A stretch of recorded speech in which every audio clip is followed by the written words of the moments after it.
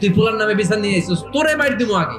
ওমরে ফারুক যখন খলিফা, দিনের বেলায় যদি রাষ্ট্রে কোনো নিয়ম জারি করতেন, দিনের বেলায় জনগণকে কোনো বিষয়ে যদি নিষেধ করতেন, রাত্রে বেলায় খাওয়ার সময় ফ্যামিলি মেম্বারদের সবাইকে বলতেন, এই দিনের বেলা আমি জনগণকে এই কাজ করতে নিষেধ করেছি, তোমরা আমার ফ্যামিলি মেম্বার, খবরদার তোমরা এই কাজ করো না।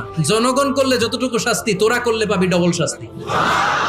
আমাদের নেতারা ওই বাড়ির বিচার করে, ওই বাড়ির মাইয়ার বিচার, ওই বাড়ির পোলার বিচার, নিজের পোলা গাঞ্জা টানে আসরে নাই, নিজের মেয়ে অপরাধ করে আসরে নাই।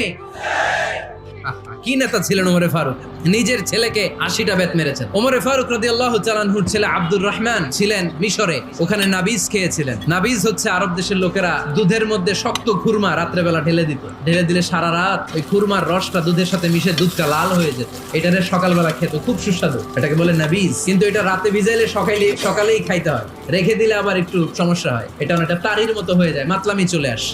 তো ওমরে ফারুকের ছেলে নাবিজ